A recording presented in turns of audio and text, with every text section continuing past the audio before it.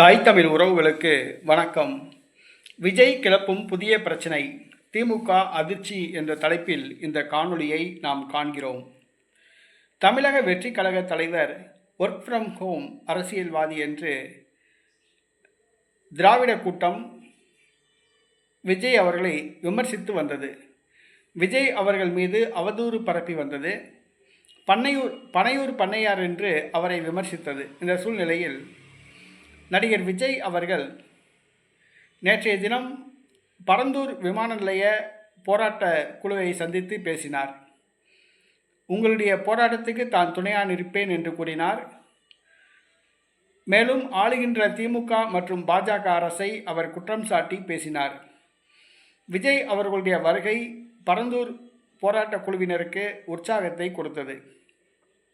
இந்த சூழ்நிலையில் நடிகர் விஜய் அவர்கள் புதிய பிரச்சனையை கிளப்பியுள்ளார். இதனால் திமுக அதிர்ச்சி அடைந்துள்ளது. என்னவென்று சொன்னால், புதுக்கோட்டை மாவட்டம் வேங்கைவயல் கிராமத்தில் 3 ஆண்டுகளுக்கு முன்பாக ஆதி திராவிடர் மக்கள் வசிக்கிற அந்த காலனியில் குடிநீர் தொட்டியில் மலம் கலக்கப்பட்டது. 3 ஆண்டுகள் ஆகியும் கூட திமுக அரசு ஒரு நபரை கூட கைது செய்யவில்லை, எஃப்ஐஆர் போடவில்லை, குற்றவாளி கூண்டிலே நிறுத்தவில்லை. 3 ஆண்டுகள் ஆகிவிட்டன. திமுக அரசு கண்டுகொள்ளாமல் இருக்கிறது. திருமாவளவன் கூட இந்த பிரச்சனையில் அசால்ட்டாக உள்ளார்.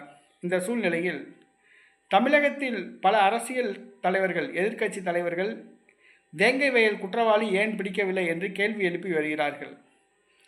தற்பொழுது விஜய் அவர்கள் இந்த பிரச்சனையை கையில் எடுத்துள்ளார். அவர் வேங்கைவயல் கிராமத்துக்கு சென்று பாதிக்கப்பட்ட அந்த பறையர் சமூகத்து மக்களை சந்தித்து ஆறுதல் தெரிவிக்க உள்ளார். அவர்களுடன் போராட திட்டமிட்டுள்ளார். இது திமுக அரசுக்கு அதிர்ச்சியை கொடுத்துள்ளது. 3 ஆண்டு காலம் மெத்தனமாக இருந்த இந்த திமுக அரசு என்ன செய்ய போகிறது என்று தெரியவில்லை. விஜய் வருகையால் வேங்கைவயல் போராட்டம் சூடுபிடிக்க உள்ளது. திமுக குற்றவாளிகளை கைது செய்யுமா, கூண்டில் நிறுத்துமா, அல்லது எப்பொழுதும் போல கிடப்பில் போட்டு விடுமா என்பதை நாம் பொறுத்திருந்து பார்ப்போம்.